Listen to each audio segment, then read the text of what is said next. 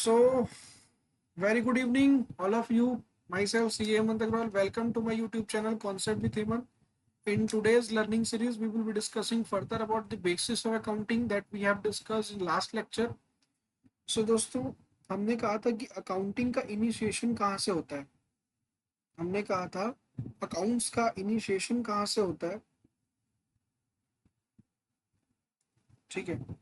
सो हमने डिस्कस किया था कि अकाउंटिंग क्या होता है. What is accounting? Accounting is an art of recording, classification, summarization, analyzation in a significant manner to interpret the result. ठीक है.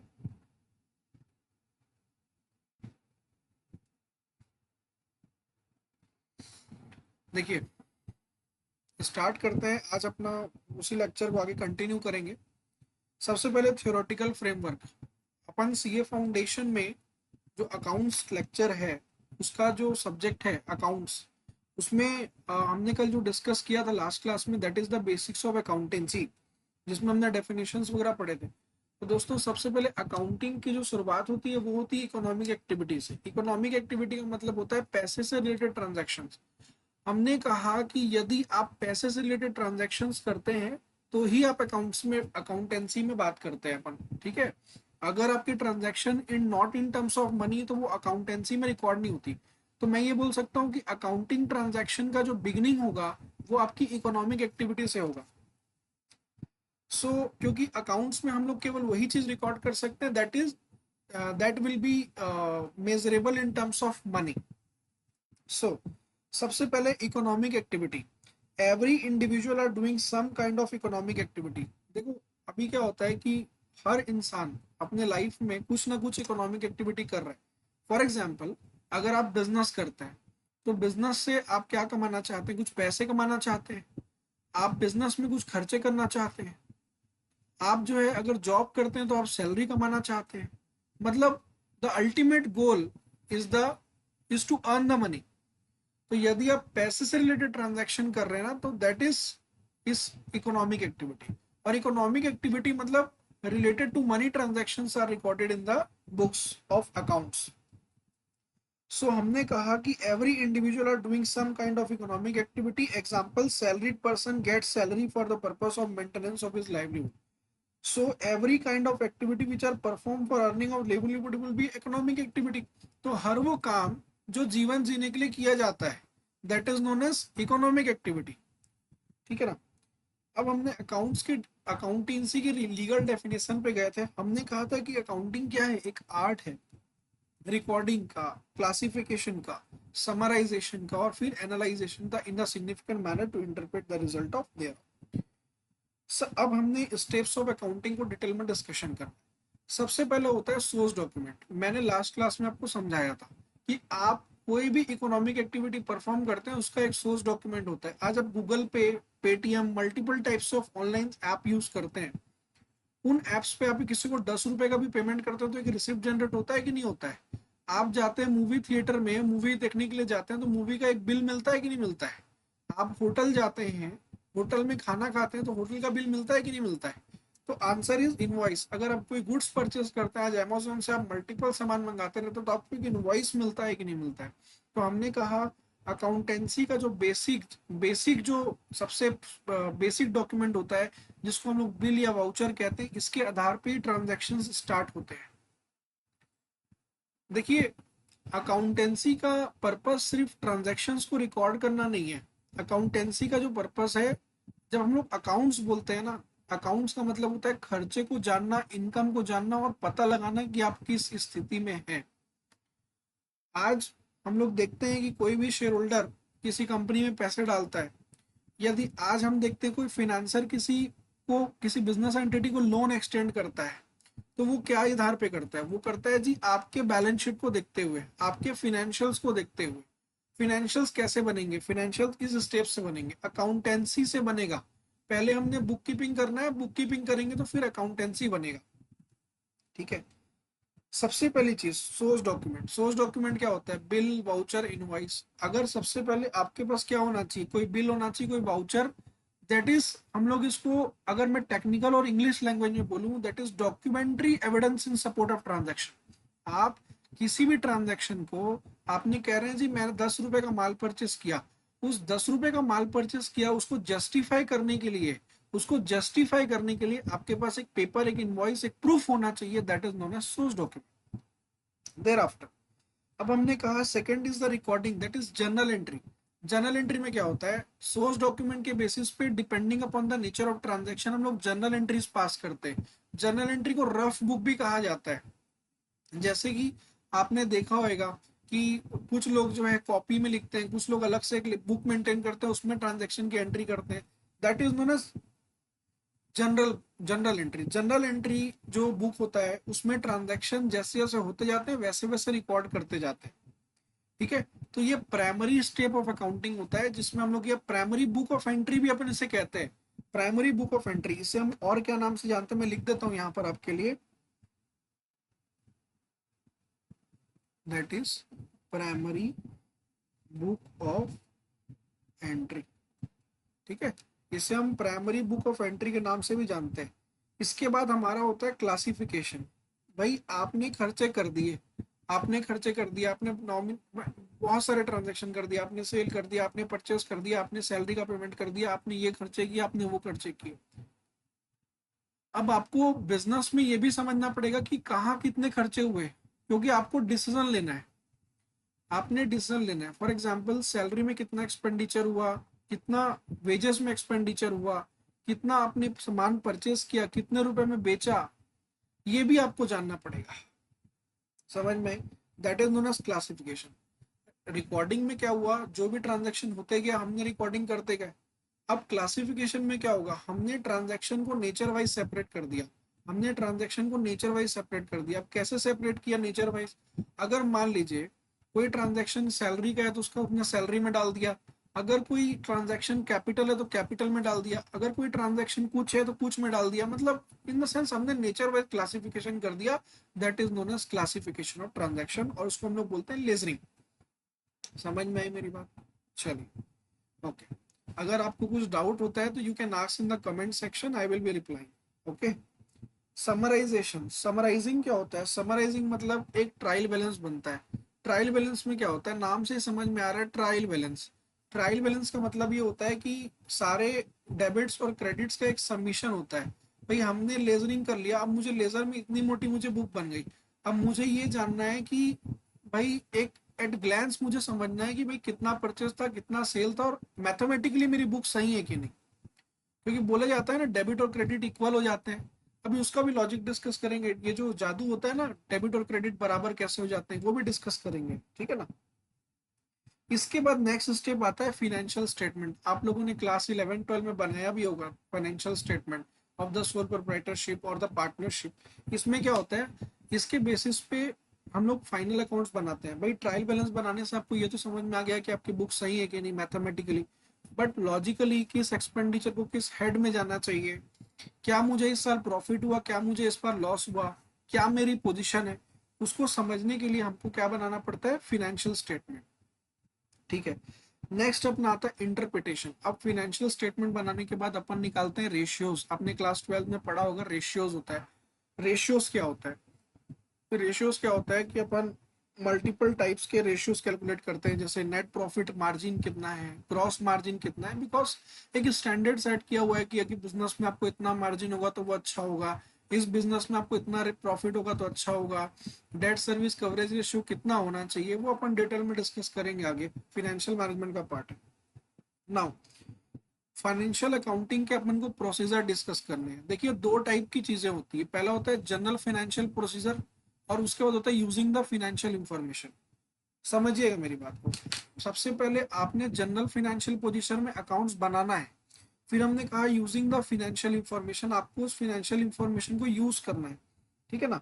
तो सबसे पहले हमने जनरल फाइनेंशियल प्रोसीजर में हमने पढ़ा। देखिए मैं आपको एक चीज बता देता हूँ, सीए फाउंडेशन के अकाउंट्स में बच्चे जो है वो थ्योरी को इग्नोर करके जाते हैं, और थ्योरी का वेटेज इंस्टीट्यूट जो है वो एग्जाम में अच्छा खासा रखता है। अकाउंट्स की थ्योरी जो स्टूडेंट लिख करके आएगा, मेरे नोट्स अगर आप रेफर कर लेंगे, दैट इज आप अकाउंट्स का बेसिक थ्योरी आराम से कवर कर सकते हैं। मेरे नोट्स बस आप पढ़ लीजिएगा अच्छे से। ठीक है। रिकॉर्डिंग, सबसे पहले बोला गया the this is the basic function of accounting, ये अकाउंट्स का बेसिक फंक्शन होता है ट्रांजैक्शन रिकॉर्ड करना। हमने डिस्कस किया ना अभी कि ट्रांजैक्शन ने कैसे रिकॉर्ड करना है। जितने भी बिजनेस ट्रांजैक्शन होते हैं जिसका फिनेंशियल कैरेक्टर होता है, जिसका फिनेंशियल कैरेक्टर होता है, हमने डिस्कस किया दैट इज फिनेंशियल कैरेक्टर। मैंने बोला ना सैलरीड आदमी को सैलरी के लिए काम करता है, बिजनेस पर्सन को प्रॉफिट्स अर्न करने के लिए काम करता है, लाइक दैट ओनली। तो अगर देखिए this is the basic financial all transactions of the financial character as evidence by some document. Some documents का मतलब होता है that is supporting, that is supporting.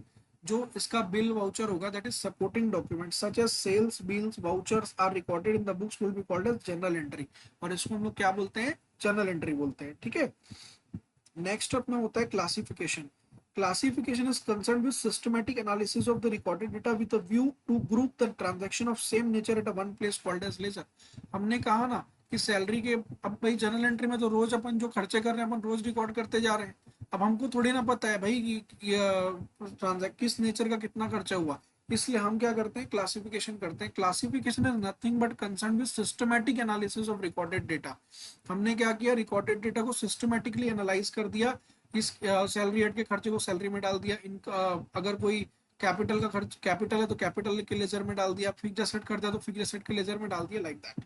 Accounting terminology को मैं एक बार डिस्कस करूंगा बाद में, अभी बिल्कुल लोड मत लेना, कुछ समझ में नहीं आएगा तो जितना समझ में आ रहा है उसके बेसिस पे आगे बढ़ सकते हैं। नेक्स्ट होता है summarisation. It is concern with preparation and presentation of classified data in a manner that would be useful for internal and external users. अब देखिए इंपॉर्टेंट बात है, हमने कहा कि जो हमने लेजरिंग कर दिया तो मैंने कहा एट ग्लैंस मुझे समझना पड़ेगा, ठीक है, कि क्या हो रहा है। ठीक है। तो उसके लिए मैं क्या बनाता हूँ, ट्रायल बैलेंस और फिनेंशियल स्टेटमेंट बनाता हूँ। ये इंटरनली मतलब हमारे लिए, और एक्सटर्नली मतलब जैसे बैंक हो गया, जैसे गवर्नमेंट हो गया, उनके लिए भी बहुत इंपॉर्टेंट होता है। अच्छा, अपन इसके बारे में डिटेल में डिस्कस करेंगे बट जस्ट एक बेसिक मैं आपको बता दूं, एक्सटर्नल यूजर्स कौन से होते हैं फाइनेंशियल स्टेटमेंट के, आप बताइए। एक्सटर्नल यूजर्स में आपका गवर्नमेंट आते हैं, गवर्नमेंट होता है ना एक्सटर्नल यूजर। सर गवर्नमेंट को क्या मतलब है हमारे फाइनेंशियल स्टेटमेंट से, अरे कैसे मतलब नहीं है, उनको टैक्स कैलकुलेट करना है कि नहीं करना है। ठीक है। नेक्स्ट होता है analysation. The term analysis means methodological classification of data given in the financial statement. The figure given in the financial statement will not help user unless they are in simplified form. आपने बोला sir मेरा wages का इतना खर्चा हो गया, आपने बोला सर मेरा परचेज में इतना खर्चा हो गया, आपने कहा जी मेरा सेल्स में इतना खर्चा हो गया, वो किसी काम का है क्या? कोई काम का नहीं है। आपको ये बताना पड़ेगा कि भाई इन समरी मुझे फायदा हुआ या नुकसान हुआ। दैट इज द एनालाइजेशन, जिसको हम लोग फाइनेंशियल स्टेटमेंट भी कहते हैं। इसके बाद नेक्स्ट आता है interpretation. The financial function of accounting it is concern with explaining the meaning and significance of relationship established by analysis of accounting data. हमने कहा जी रेशियोज आप जो कैलकुलेट करते हैं, रेशियोज ही तो बताते हैं कि आपकी जो कंपैरेटिवली जो आपकी बिजनेस पोजीशन है वो सही चल रही है नहीं चल रही है। आप एक बात बताइए, फॉर एग्जाम्पल मैं कह रहा हूँ जी सामने वाला जो बिजनेस करता है वो भी आपके जैसा सिमिलर नेचर का बिजनेस करता है, लेकिन सामने वाला का जो फाइनेंशियल में नेट प्रॉफिट रेशियो आता है वो आता है 20%, और आपका नेट प्रॉफिट आ रहा है मात्र 40, आपका नेट प्रॉफिट आ रहा है मात्र 4%। तो आपको कंपैरिजन करना पड़ेगा ना, तो वो इंटरप्रिटेशन में जो हेल्प करता है उसको कहते हैं जी ratios.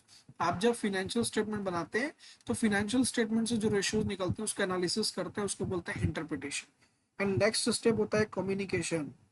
It is concerned with transmission of summarized data, analyze and interpret information to the end user of the financial statement।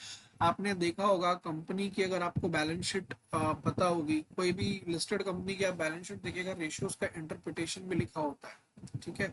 उसमें ये लिखा होता है कि भाई ये कंपनी ने इस साल जो है इतने डेट अपने बुक्स में ऐड किए। मैं आपको किसी दिन ना किसी कंपनी की फाइनेंशियल स्टेटमेंट दिखाऊंगा नेक्स्ट लेक्चर में, ठीक है ना। नाउ नेक्स्ट हमने जो फाइनेंशियल प्रोसीजर जो पढ़ा था अकाउंट्स का, दोस्तों ये सब क्वेश्चन ना एग्जाम में 5-5 नंबर के पूछ जाते हैं, बच्चे क्लीन बोल्ड हो जाते हैं। वो इसीलिए क्लीन बोल्ड हो जाते हैं क्योंकि वो पढ़ के नहीं जाते हैं, ठीक है ना। तो इसलिए मैं आपको बोल रहा हूँ जस्ट इसको ओरल रीड कर लीजिएगा, आप एक बार एग्जाम में लिखने लायक हो जाएंगे, क्योंकि बहुत ज्यादा टफ चीजें नहीं है। जब इंस्टीट्यूट पूछ लेता है एग्जाम में तो थ्योरी अपन पढ़ के नहीं जाते तो हमारी वीकनेस हो जाती है। मैं कहता हूँ जी 20 नंबर का 15 नंबर का भी अगर थ्योरी एग्जाम में इंस्टीट्यूट ने पूछ लिया तो आपको अच्छा खास समझ जाएगा। दूसरी चीज, बच्चे सोचते हैं कि थ्योरी क्यों पढ़ना, कुछ टीचर्स होते हैं जो थ्योरी बताते भी नहीं है। तो थ्योरी पढ़ना क्यों इंपॉर्टेंट है मैं आपको बता रहा हूँ, क्योंकि क्या होता है जो 2-2 नंबर के आपके ट्रू फॉल्स क्वेश्चंस आते हैं, जो लगभग 12 मार्क्स के आसपास कवर करते हैं, वो इसी में से पूछे जाते हैं। अगर आपने थ्योरी स्ट्रॉन्ग कर लिया तो आपने सब कुछ स्ट्रॉन्ग कर लिया, और आपकी थ्योरी स्ट्रॉन्ग नहीं है तो कुछ स्ट्रॉन्ग नहीं है, ध्यान रखिएगा। कई बार प्रैक्टिकल सम्स होते हैं जो आर्टिफिशियल इंस्टीट्यूट पूछ लेते हैं, फिर आप कैसे करेंगे? तो recording, classification, summarisation, analysation, interpretation and communication, ये याद रखिएगा, that is general financial process.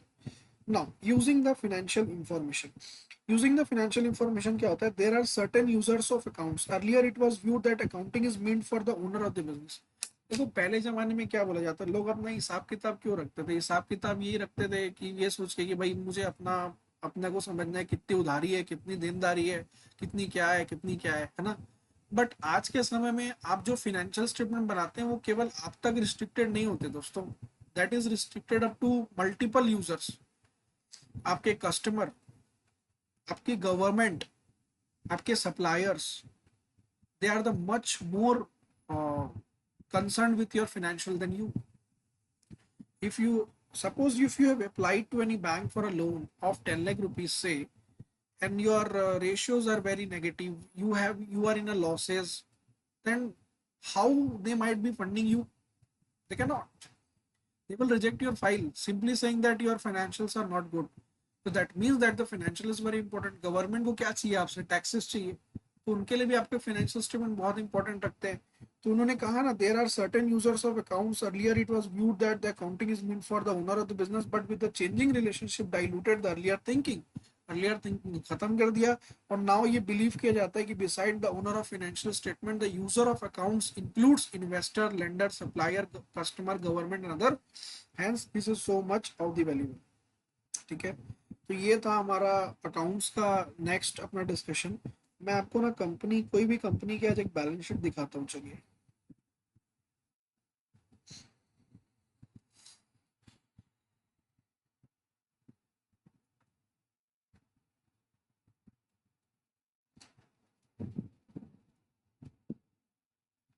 Dabur की दिखाता हूँ मैं आपको।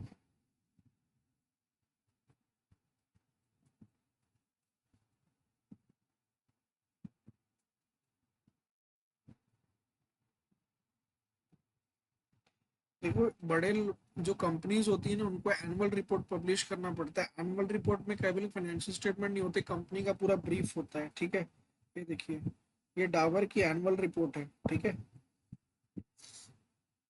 देख पा रहे होंगे आप, देखिए इसमें ना सारा सेक्शंस डिफाइन किया रहता है। ये एक्चुअली में क्या, लिस्टेड एंटिटीज को बोला गया है। ठीक है, सेबी एलओडीआर की रिक्वायरमेंट होती है, बहुत सारे जो लॉज एप्लीकेबल होते हैं उनको बोला गया है कि आपको प्रॉपरली हर चीज का इम्पैक्ट बताना पड़ेगा। सोशल अकाउंटेबिलिटी होती है, देखो सोशल अकाउंटेबिलिटी का सेक्शन है, उसमें वो बताते हैं कि भाई हमने अगर कोई कार्बन, कितने कार्बन रिलीज किए हैं, और हम व्हाट आर द और कंट्रीब्यूशन टुवर्ड्स द एनवायरनमेंट, क्योंकि आप कहीं ना कहीं एनवायरनमेंट को डिस्टर्ब तो कर ही रहे हैं ना। ठीक है,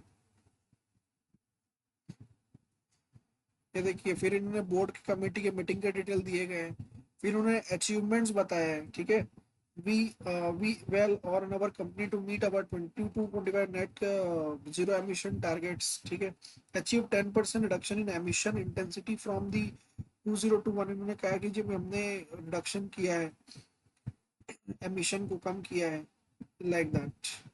इसके बाद में ब्रांड्स के बारे में दिया, ये उनके शीर्ष नेतृत्व हैं जो कि टॉप लीडरशिप बोलते हैं। मोहित बर्मन जो है वो चेयरमैन है, साकेत बर्मन वाइस चेयरमैन है, अमित बर्मन, फाल्गुनी नायर इंडिपेंडेंट डायरेक्टर है। ठीक है, अपन कंपनी लॉ का भी जब मैं लेक्चर लूंगा तो बताऊंगा। फिर उन्होंने अपने ऑडिटर्स के बारे में बताया है। ठीक है, इंटरनल ऑडिटर्स के बारे में बताया है। ठीक है, बैंकर्स के बारे में बताया, कौन कौन से इनके बैंक है। ठीक है,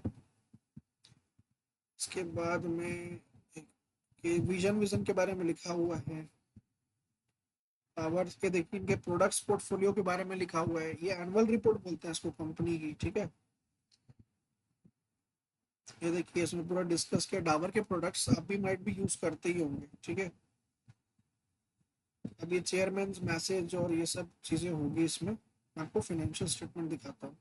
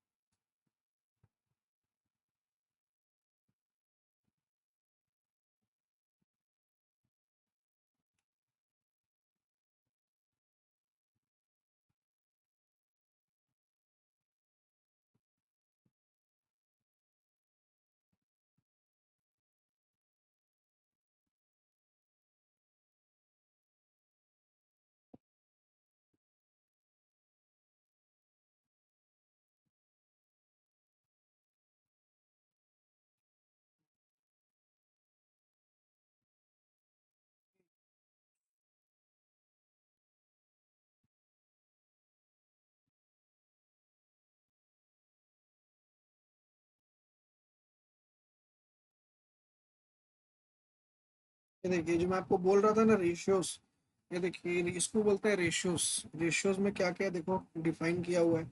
डेट इक्विटी इनका 0.14 है, मतलब इन्होंने मार्केट से जो लोन ले रखा है दैट इज 0.14%। ठीक है। इंटरेस्ट कवरेज रेशियो 23 है, करंट रेशियो 1.3 है। डाटा टर्नओवर मतलब उन्होंने कहा है कि उनके 14 दिन में डेटर रियलाइज हो जाते हैं। Inventory turnover ratio, net profit margin like that. ठीक है।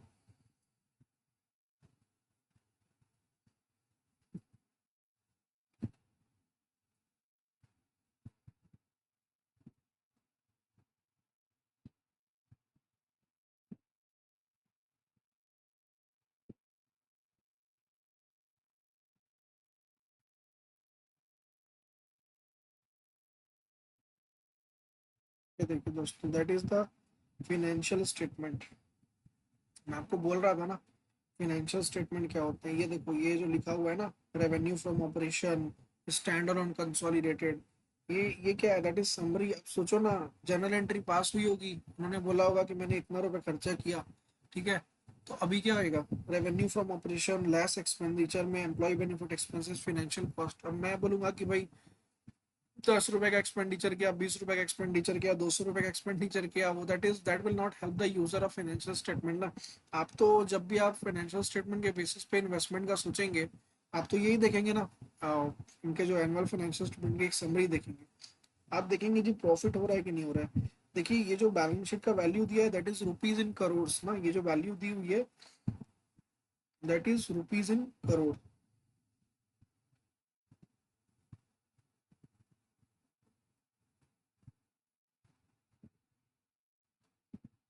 ये देखिए rupees in crore, rupees in crore, crore में दिया हुआ है। ठीक है। देखिए ध्यान दीजिए, इनमें लिखा हुआ है स्टैंड अलोन कंसोलिडेटेड। अब देखो इम्पोर्टेंट बात, प्रॉफिट बिफोर टैक्स इन लोग 2,358 करोड़ रुपए इन्होंने अर्न किया है। ठीक है। जिसपे net profit for the year 1,800 crore रुपए के इन्होंने प्रॉफिट कमाए हैं। ठीक है। Owners holding, non controlling interest, ये सब आप पढ़ेंगे सीए इंटर लेवल पे, डिस्कशन होगा डिटेल में। ठीक है। सो आपने देखा प्रॉफिट एंड लॉस के बारे में। ठीक है। अब ये देखिए क्या होता है रेशियोस, और रेशियोस का इंटरप्रिटेशन भी लिखा होता है इसमें।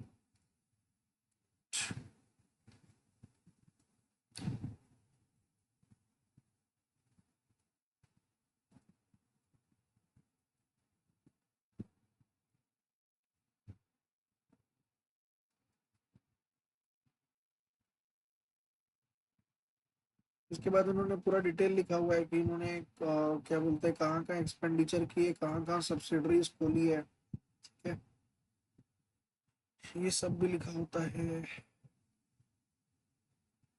ये सब कंपनी लॉ की मैंडेटरी रिक्वायरमेंट्स है, और लिस्टेड कंपनीज के ऊपर तो एडिशनल सेबी के भी रिक्वायरमेंट्स होते हैं, वो सब दिया हुआ है। ठीक है दोस्तों, तो आप जो है ये फाइनेंशियल स्टेटमेंट्स को एक बार चाहें तो गूगल से डाउनलोड करके आप चेक कर सकते हैं। दैट इज ये डाबर की एनुअल रिपोर्ट है। ठीक है। ये देखिए ये बैलेंस शीट है, स्टैंडर्ड ऑन बैलेंस शीट। अब इसमें अगर हमने बोला दिन में अगर मैं आपको जनरल जनरल बुक निकाल के दे दूं इसका, तो आप पता लगा पाएंगे क्या इसकी स्थिति क्या है। That is the summary. Financial statement interpretation जो होगा, एनालिसिस जो होगा वो इसके बेसिस पे होगा। तब तो अपन चेक करेंगे ना भाई कंपैरेटिवली क्या है कैसा है ना। ये stand alone profit and loss, ये कैश फ्लो स्टेटमेंट दिया हुआ है, ये सब समरी रहती है बेसिकली, इसके बेसिस पे एनालिसिस होता है। इसी को बोला जाता है एनालिसिस ऑफ फाइनेंशियल स्टेटमेंट। और यही जो है आपका ना समराइजेशन स्टेज के बाद जो नेक्स्ट आता है ना स्टेज, वही होता है। ठीक है। फिर लॉ के रिक्वायरमेंट्स के हिसाब से देखो इन्होंने क्या बोलते हैं अकाउंटिंग स्टैंडर्ड्स इशू करती है आपकी इंस्टीट्यूट, आगे पढ़ाऊंगा मैं। तो उसके हिसाब से इन्होंने एक्सप्लेनेशन दिया है कि हमने अकाउंटिंग को फॉलो किया है कि नहीं किया है, कुछ अजम्पशंस फॉलो किए हैं कि नहीं किए हैं, वो सब चीज नीचे लिखा होता है उसका बेसिस। ठीक है। इसके मतलब फिक्स एसेट का लेजर दिया हुआ है, बाकी जितने देखो लेजर सबका वो दिया हुआ है। ये सब चीजें होती है दोस्तों, और क्या। ठीक है। चलिए थैंक यू, क्लास ऑफ करते हैं आज। नेक्स्ट लेक्चर में we will be discussing further on the basics of accounting. Thank you.